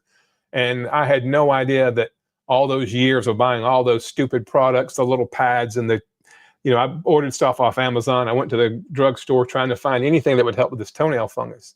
And it's completely gone and it hadn't come back. So that was something I didn't expect. Toenail fungus, floaters in my eyes, and then the plantar fasciitis. I did have really bad arthritis in my right hip, but I knew if I got the inflammation out that my hip would get better. My right hip feels perfect. I wish I'd have found this before I spent all the money and time having my left hip replaced because I have an artificial left hip. My right hip on x-ray actually looked worse than my left hip, but my left hip hurt worse. So they did that one first. I was eventually going to have the right one done, but it never hurts. So I don't know why I would have something fixed that's not broken. If you guys watch me run sprints and do squats and stuff, I'm obviously not having any trouble with my hips anymore. And all that just from changing what I put in my mouth. I saw somebody put on there about depression, Brian. It helped help the depression. Yeah. They started out to get rid of depression. Side effect was losing 45 pounds and improving their vision. Amazing. I want to touch on something Rick said. Sure. It really is amazing that you guys had so many health issues when you were younger than me. You know, there's been a lot of people I went to high school with that are no longer alive. They've passed away, many of them because of health issues, heart attacks, whatever. Somebody I know had complications from diabetes, that kind of thing. It's really scary how bad our health is. And I'm telling you, a lot of it has to do with what we are eating. And also, you know, with technology, we tend to not be as active as we used to be. And that makes you decay faster. So you age faster. But yeah, you got something you want to add here, Johnny? Because you see all the people in the nursing home that are younger than us. Yeah. Right? Like I said in my video, Brian, you may not have got a chance to watch it, but last week I took a 36-year-old guy, 36. I have a 36-year-old daughter. I took a 36-year-old guy to a doctor's appointment from the nursing home. He had his right foot amputated, type 2 diabetic, morbidly obese. He was 400 pounds. Super nice guy, just a sweet guy. You believe how unbelievably nice this guy was. But we had to take him to an appointment, and now they're going to have to take off another section of his right leg from diabetic complications. His kidneys were beginning to fail. He was getting ready to go on dialysis, and he's going blind. He's 36. We took him back to his room at the facility where he's staying right now because he can't go home. And there was 3 cases of Coke, Sprite, and Pepsi that somebody brought him. There was Nutty Bars, Little Debbie cakes, cheese crackers, all this stuff just stacked up in the room. That's his snacks. And he looked me in the eye and he said, "The doctors have no idea why I'm so sick. They don't know what's going on with me." And it took everything in me to say, throw this garbage out and start eating real food, and you can reverse a lot of this. I have to be really careful what I say on my job because it's not approved by the ADA. I could lose my job and then I can't buy meat. But I told the guy, I said, start counting your carbs, try to reduce your carbohydrates as much as you can. Start with that and really read food labels before you eat anything. So I tiptoed around it, but I'm seeing people in their 40s. Rick, you have to understand, Rick and I are really close to the same age, as I've said many times. But I was sick. I started getting really, really sick at like 42 years old. At 42, I was really beginning to decline from a health standpoint. And it was just getting worse. Now, at the time, I was working 7 at night to 7 in the morning. So I worked nights. I would go by Bojangles, get a couple of biscuits and a sweet tea, eat it, and then go to bed and sleep. And I did that basically every day. I worked a ton of overtime to try to make ends meet. But my health really went downhill when I got away from a normal circadian rhythm of being up in the day and sleeping at night and then eating just garbage food. And so that's what happened, Rick, even though, I was 15 years younger then than I am now. Now I'm the healthiest I've been probably since middle school right now. And that's not an exaggeration. All right, Brian, you ready for the last category? Let's go for it. And if you guys had a chance to watch Brian put out a video earlier today. I don't know when you recorded it, Brian, but you put it out today and I watched it. And Brian was talking about how to not mess up on the carnivore diet. And what he said was, and this is one I came up with before I watched your video, is what is your why? Why are you doing carnivore? And what will it take to help you maintain carnivore? And Brian, you did just an unbelievably great video. I love your videos, by the way, on this topic today. And it was heartfelt and it was well researched. And so I'm gonna let you answer that question. What is your why? What does that have to do with carnivore? What is your why? So I talk about a why so much that this has really put me on the spot because I don't remember what I said in this particular video because I talk about it a lot. Sure. And I think I recorded this video like 3 or 4 days ago, but I'm guessing I was just talking about having a very important why that's very personal to you, that kind of thing. Cause I talk about that a lot. So here's a good thing to look at. When you look, there's not really anything that's going to give you percentages of people that have failed doing a particular diet, and it doesn't have to be carnivore, it can be any diet that failed it because they didn't have a why. Okay, you're not going to find anything like that. But what you are going to find, most people that failed at doing something, if you talk to them and you ask them what was their why, they're either going to look at you like, what are you talking about? I don't even know what a why is. Or they're going to say something that isn't a very good personable why for them. Something like maybe because I needed to lose weight, because I needed to be healthy, because I needed to lose 20 pounds, something to that effect. So here's a problem with saying my why is to lose 20 pounds. You lose 20 pounds, what happens? You probably stop doing it, right? Because that's a goal. That's a goal, which is good to have. And it's good to celebrate those goals those milestones, those goals when you hit them. But that's a goal. That's not a why. If it's a good why, you're going to be able to continue to go to try and achieve it. So I'll give you my why. My why is that I want to be healthy for my children, watch them grow up, get married, have kids of their own, be able to be a grandpa and play with the kids on the floor, again, being healthy, grow old with my wife. As we retire, be able to go out and do things activity-wise, right? Be active. And I need to be healthy for that. So that's my why. It's very personable to me, right? It's a very personal thing. And it's very strong for me, right? Like it's a passionate thing for me. And the other key to it is you tell yourself every day, remind yourself of your why. Remind yourself out loud. I know you're telling me that's crazy. People are going to say, why are you talking to yourself? Just do it when nobody else is around. Remind yourself first thing in the morning when you wake up, or at night right before going to bed, whatever it is. If you know that you're going into a situation where you're going to have all kinds of temptation, remind yourself of your why before you do it, before you go into that situation. It's going to help you to be stronger. You say that why out loud. I don't think I said this in the video, but you write it down as well. That's going to help with memory. And that's going to help to make it more of something that you just do and you know, right? But you got to have that passion with it. You got to have that really good why. Sure, you can have goals and you can celebrate those goals, those milestones and so forth. But that why needs to be important. And I'm not saying that you're not going to be successful if you don't have that why, because there are people that are able to be successful. But if you have failed at it, you're struggling at it, ask yourself if you have that why, that really strong why. And I'll kick it over to you, Johnny.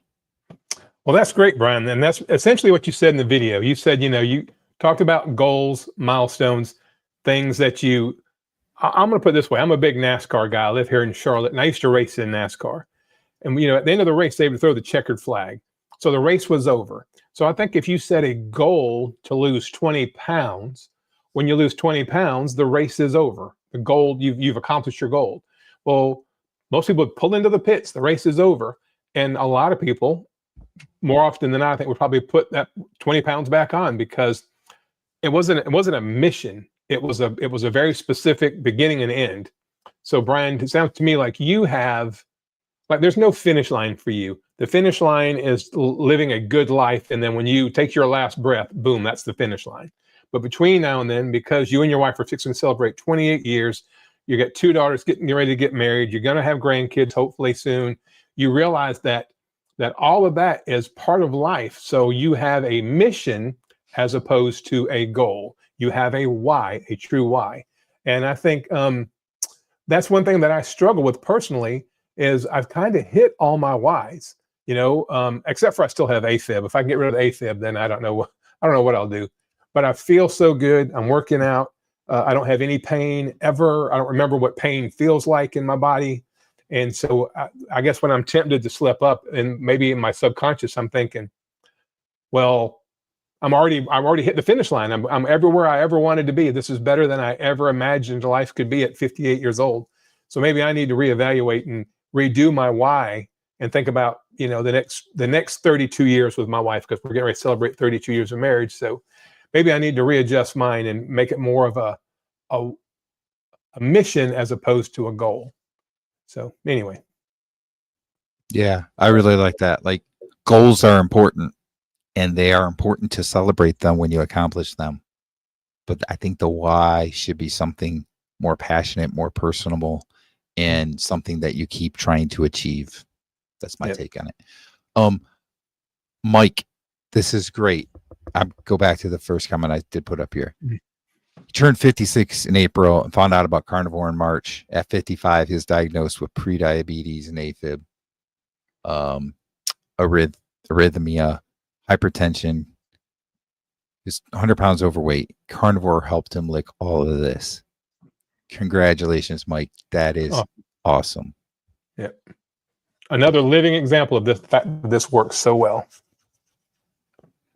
Susan, her why: I was so sad and depressed. I also wanted to be here for my 4 daughters and grandchildren. See, that's something that's very personable, and she's passionate about her daughters and her grandchildren.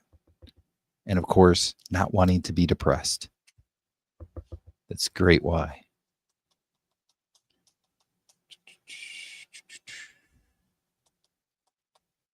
Yes, you are a rock star. Susan absolutely is a rock star. So is Rick, and so is Cynthia, and so is Mike and Peter. They're all rock stars in my book. I was tired of being in pain and being barely able to do anything. That's where Cynthia, I was. my why changed. And this is okay too. If your why changes, that's fine. When I first started, it was to lose weight, and I did lose weight, but my why is the mental healing. I don't ever want to be that pitiful again. Yep.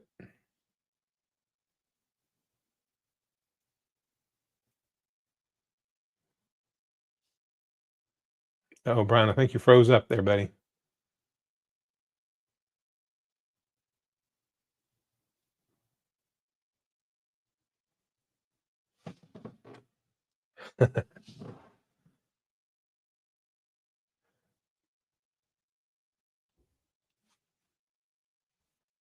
Oh, I'm back.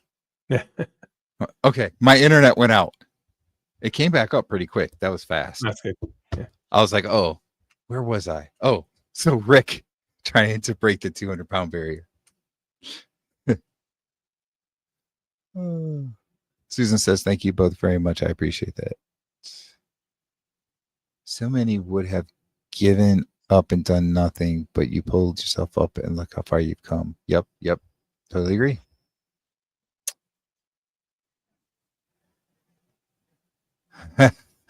I'd freeze yourself. I wish I could. I looked up and I'm like, wait a minute, my screen went black. Wait, so did Johnny's. And then I looked down. Wait, my internet connection's out. What happened? Oh no. Oh, I think I'm caught up in comments though. I think that was our last one, wasn't it? Yep, that was our last comment. Last topic. Our last topic. All right. Let's talk a little bit about next week, because we haven't actually talked about it personally too much, but I am not going to be available because I'm going out of town. So I'm going on vacation. I may see if I can stop in and say hello, but that might be about it. Okay. So are you still having a live stream then next I'm week? going to do it. Yeah, I'll do it. Okay. I'll see if I can get somebody to join me. I think I got an idea who I can get.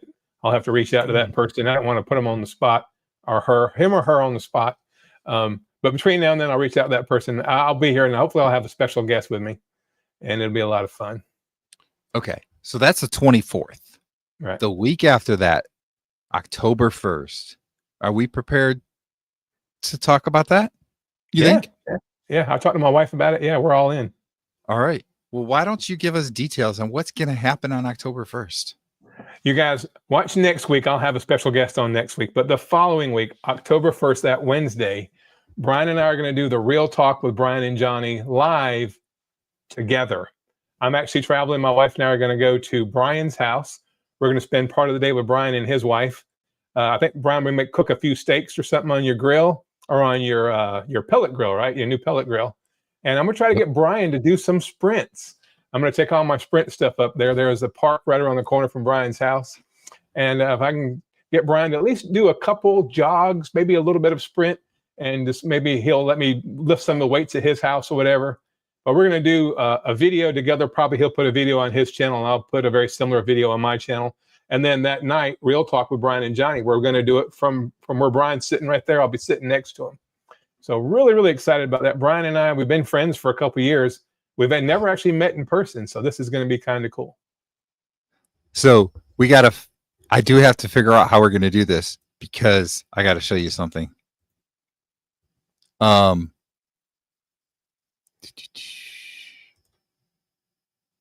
Let's see. Did it work? Did it work? Did it work? No. Hold on. Hold on. How do I do this? Wait a minute. There's got to be a way to do this.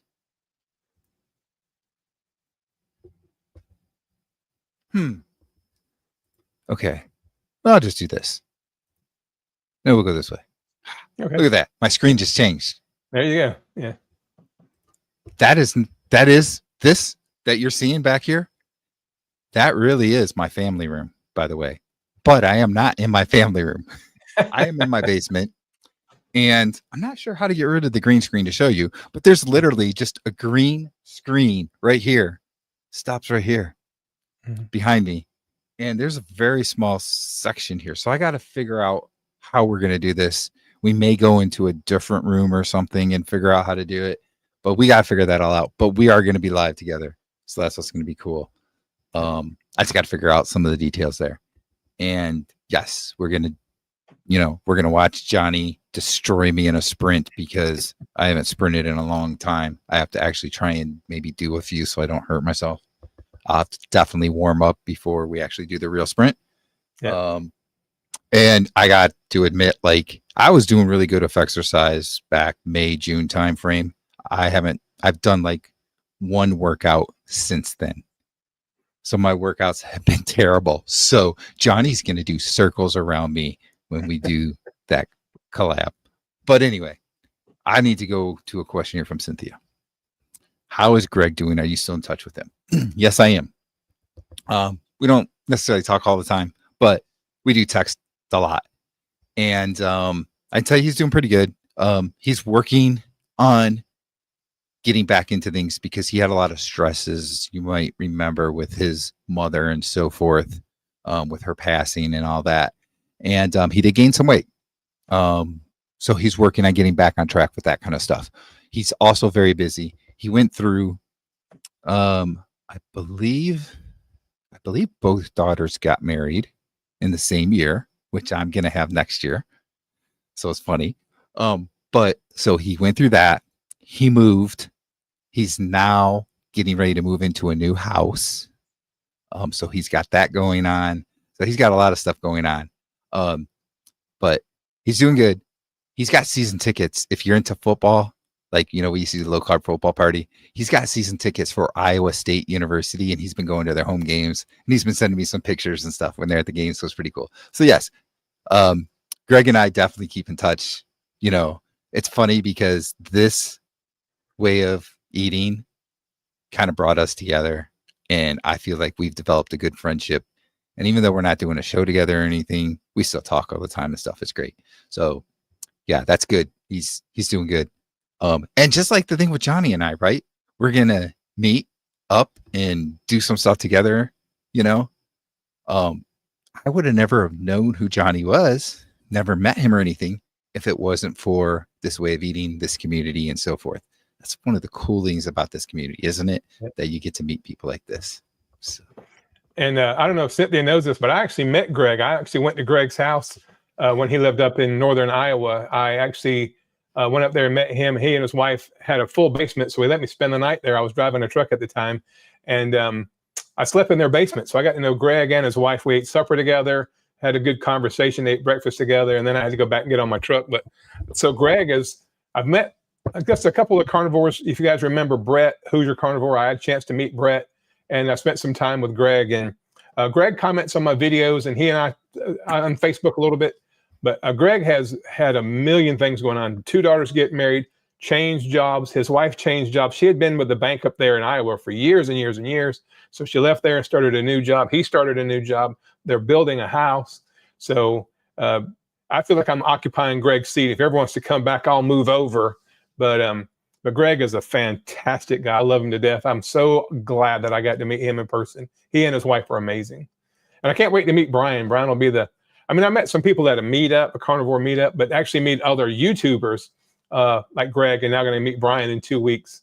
That's pretty exciting stuff. But I love Greg to death. He's a big inspiration to me. I can tell you that. Yeah, I also forgot to mention he got to go to the College World Series this past summer because he lives out there now. Yeah. So that was pretty cool. He's in Nebraska. Isn't he in Nebraska?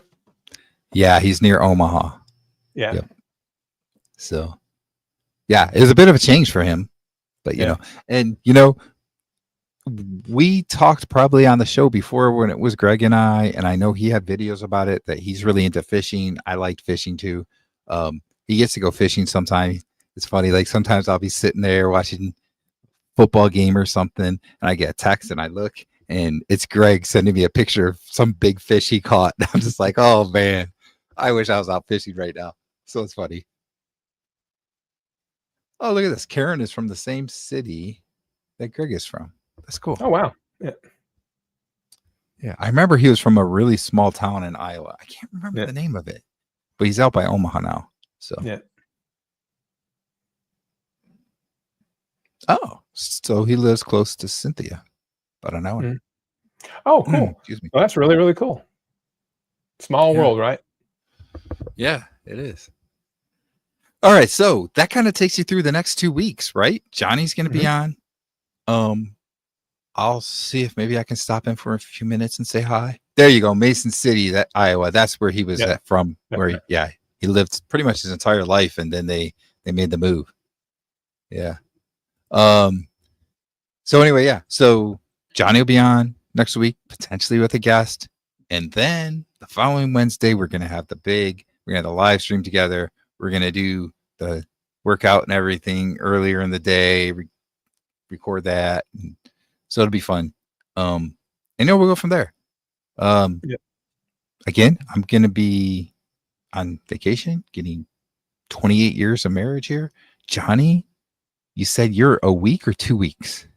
1 week. So 1 week? The 25th will be our anniversary on the 25th. So okay. So your anniversary is the 25th. Mine is the 26th. That is so funny. Yeah. 1 day apart.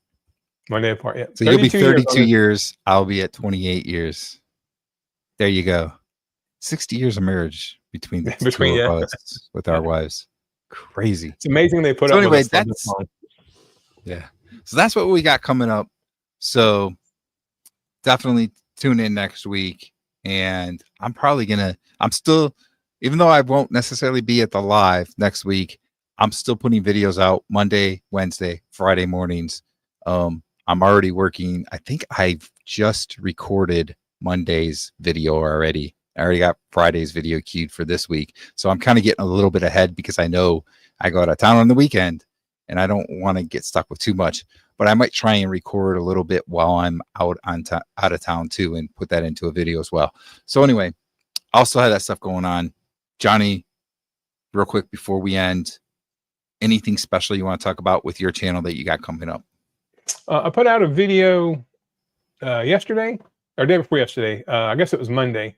A really good video where I kind of go into detail about my slip up and kind of talk about that a little bit. And then I'd show me sprinting up some hills. And I like that. I'm hoping to have another video out on Friday. But don't forget, Brian was with Tony Hampton. So you guys, if you follow Dr. Tony Hampton, if not, go to his channel, subscribe, and watch for his interview with Brian on Dr. Tony Hampton's channel. And Brian, enjoy your week. You and your wife have a good time. See both your daughters. Enjoy that beach. Get plenty of sunshine and do a little sprinting in that sand while you're there. and we'll get ready for October the 1st. All right. I'm really looking forward to the video with Dr. Tony Hampton. I think he said it's probably going to be next Friday that's going to come out, but I think he might be doing some shorts out of it too or something. I'm not sure. But I want to see, I don't know if he's going to break it up or not, because literally it was like over an hour and a half. It was a long thing. And then after we were done, we were talking. He's like the nicest down to earth guy. It's crazy.